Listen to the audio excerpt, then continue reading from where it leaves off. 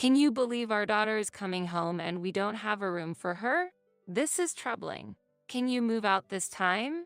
I was shocked to hear these words suddenly from my mother-in-law. In the house where I had been living with my husband's family, my mother-in-law labeled me as a bad wife who doesn't do household chores and criticized me daily. Then they wanted to kick me out to make room for my husband's sister who was coming home for childbirth. We can't keep an incompetent person who contributes nothing to the family any longer. Hurry up and leave so we can free up the room. My name is Tracy. I'm a 33-year-old office worker. After graduating from college, I joined a well-known, large company in my hometown, actively working and living the life of a working adult. As a salesperson, I find fulfillment in dealing with various clients and advancing negotiations. I built my career overcoming numerous challenges and became accustomed to my job. That's when I met Nick, who would later become my husband. Nick, 2 years my senior, was the section chief at a client company. We became close through work, gradually sharing personal stories as well as business discussions.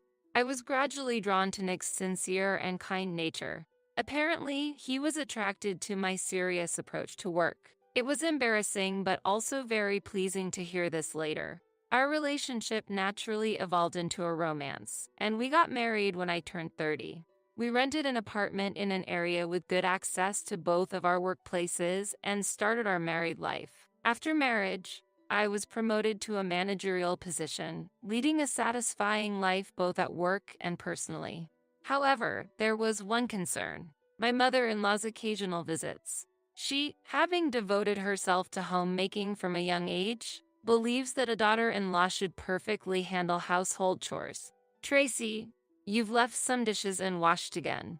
And look at all these piled up laundry. You're so sloppy. What kind of upbringing did you have? My mother-in-law would say these harsh words whenever she found the opportunity during her weekend visits. I planned to clean up that day, but the atmosphere didn't allow for any rebuttal, and all I could say was, "I'm sorry." In reality, I've always focused on my career and was not good at housework. Therefore, my inability to handle household chores made her look down on me as incompetent. When I was single, I rarely cooked and usually did all the cleaning and laundry on my weekends. After marriage, to reduce the burden of household chores, I invested in home appliances like cleaning robots. Nick understands my personality and doesn't force me to do household chores. On the contrary, I'm truly grateful to him for cooking dinner and doing laundry when he returns home earlier than me. Mom, Tracy is working hard every day and doesn't have much time. Please don't complain. Nick would defend me whenever his mother said something, but she would just get upset without listening. Oh, that reminds me, Nick. Our finances are a bit tight this month. Can you send a little more money home? Suddenly, my previously upset mother-in-law would start making brazen demands with a smile.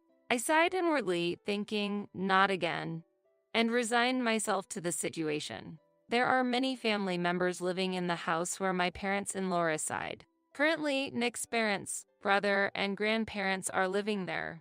Until a while ago, Nick's sister, Lauren, lived with them and contributed to the household expenses by working, but recently she got married and left the house. As a result, only my father-in-law and brother-in-law were working after that, leading to a decrease in household income, and they came to struggle financially.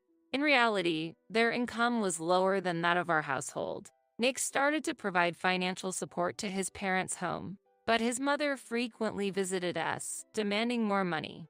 I think it was okay to refuse considering our own household budget, but Nick couldn't ignore his family's suffering. After some hesitation, Nick agreed to her demands. Okay, I'll send a bit more. That's my Nick. Unlike someone else, you understand. My mother-in-law was satisfied with his answer and gave me a glance. I felt dissatisfied but didn't argue back. I wanted to move away from my husband's family, but our home was convenient for commuting, and it was hard to suggest moving considering his situation. However, our lives changed afterward. There was an issue with the care of Nick's grandparents, who lived in the family home. Originally, my mother-in-law and Lauren were in charge of the care, but ever since Lauren left, Nick's mother's burden increased. It seemed that my father-in-law and brother-in-law left the care to the women and hardly helped. After discussing with Nick, we decided to live together with his family. As we didn't have children, I agreed to this decision but set one condition for Nick. I wanted to continue focusing on my job instead of using my salary for household expenses. I strongly wanted to keep my job and had no intention of quitting. When I expressed my intention, Nick agreed. Of course, you don't have to quit your job. I don't want to involve you in my family's problems. But I'm sorry it turned out this way, Nick said apologetically. Indeed, living together might increase my mother-in-law's sarcasm. This was my only concern, but we decided to start living with his family, with me continuing my job to support the household and Nick mainly handling caregiving and housework. However, when we started living together, his family wasn't pleased with our arrangement. It's absurd for Nick to do caregiving and housework. That's the wife's role, said my mother-in-law. It was a response I had partially anticipated, but I wondered why such roles had to be fixed. My parents-in-law and brother-in-law insisted that housework and caregiving were the wife's job and didn't change their opinion. So, they ordered me to reduce my working hours or quit. However, if I were to comply, our income would decrease and we would continue to struggle financially. To support a family of 7, I need to work full-time. I will continue working as a regular employee, I explained and stood my ground. However, my in-laws remained unsatisfied and deepened their displeasure of me. How can someone have such an opinion? I can't believe how disobedient this daughter-in-law is, my mother-in-law exclaimed angrily, and her attitude toward me became even harsher.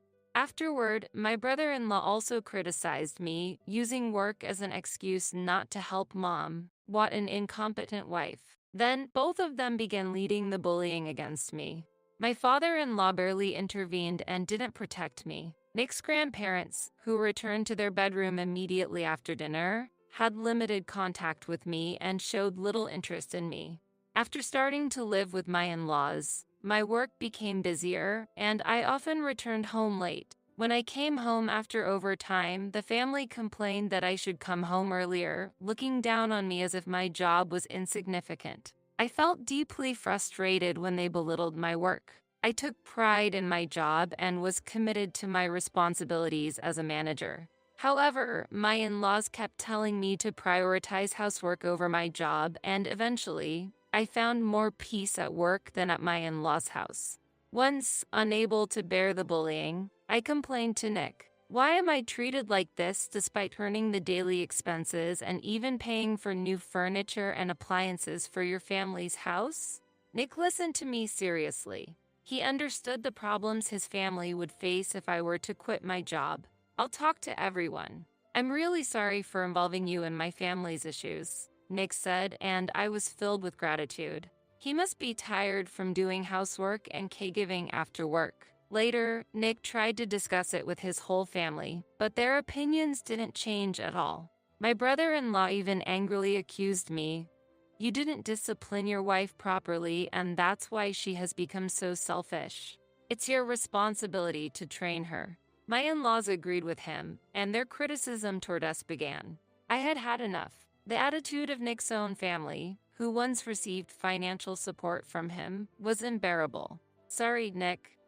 I can't live here anymore. We discussed our future seriously in our room. Nick, too, was angry at his family's response and immediately decided we should end this living arrangement and move out soon. If we were to continue like that, our stress would only increase. Therefore, Nick and I decided to leave the house, began searching for a new residence, and started preparing for our next life, keeping it a secret from his family. Half a month later, on an afternoon, Lauren, my sister-in-law who had left the family home after getting married, returned unexpectedly. It was during the weekend and I was off work, so all of us, including Nick's family, were at home. Seeing Lauren return with a large suitcase, my mother-in-law was overjoyed. Lauren, welcome back. Have you had lunch yet? If not, I'll make something right away. Thanks, Mom. I'm really hungry. Lauren passed by Nick and I without greeting us and headed straight to the living room. Hold on a second. Lauren, why did you come back all of a sudden? Nick asked as he entered the living room. Lauren replied, I'm about to have a baby soon. It's my first time, and I feel insecure, so I've decided to come back home for the childbirth. I'll be staying here for a while. My father-in-law and brother-in-law who were watching TV in the living room also seemed to welcome Lauren's return. However, Nick and I were confused. This was because the room Lauren used to use was being used by us then. Indeed, the family home was spacious, but at that time it housed 7 people, and there were no vacant rooms.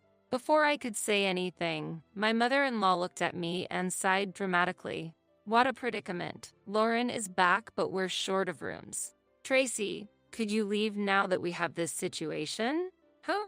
It took me a moment to grasp the intention behind her words. Well, the room you're using originally belonged to Lauren, right? Now that Lauren is back, it's only proper to give it back to her, my mother-in-law stated clearly. Then she laughed and said, we can't keep a useless person who doesn't help with anything around the house here, can't we? While seeking agreement from the other family members. My father-in-law nodded and my brother-in-law looked at me and laughed. Wait a minute, isn't that unreasonable? Nick argued while I was still in shock. Lauren then haughtily said to me, you're a wife, yet you don't properly take care of the house. There's no point in you being here, just leave already. However, I was the one supporting most of the household expenses. What would happen to this house if I were to leave? Did they even understand that?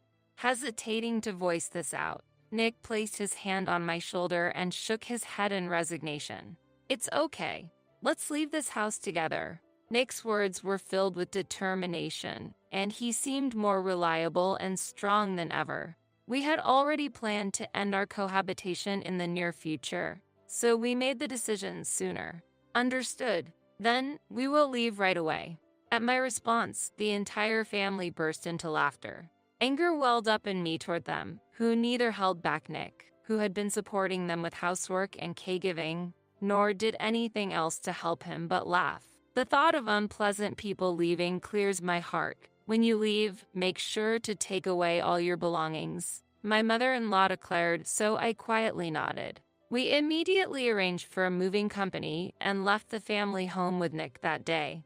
The next day, while temporarily staying at a hotel, we received a call from my mother-in-law. It was surprising that my mother-in-law called my cell phone instead of Nick's, but since I had an idea why, I decided to answer.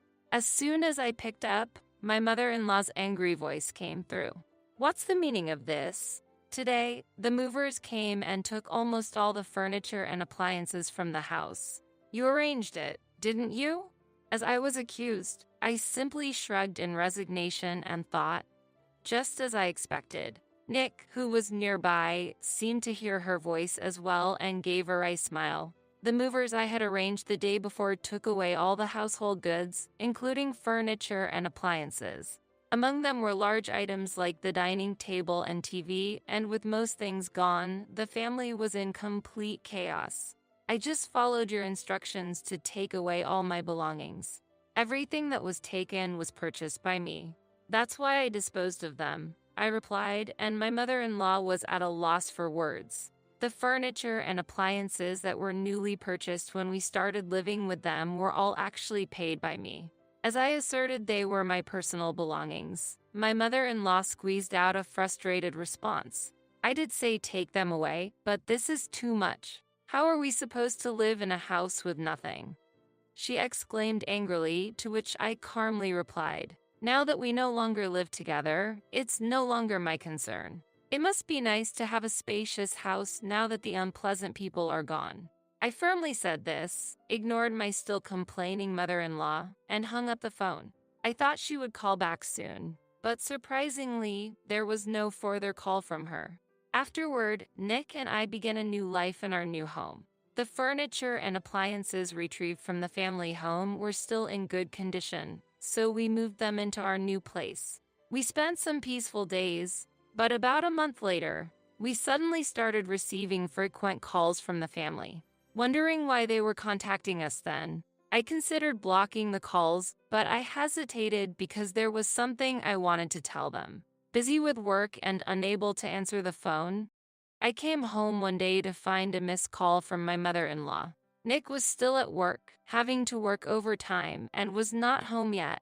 When I responded to the call, my mother-in-law's irritated voice echoed, "You finally picked up. What do you need?"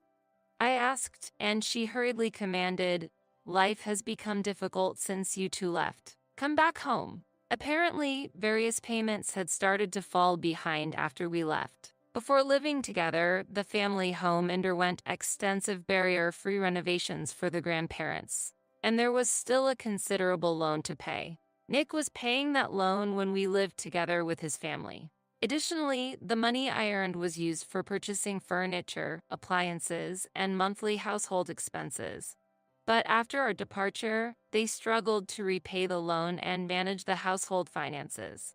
The monthly living expenses I paid amounted to about $4,300.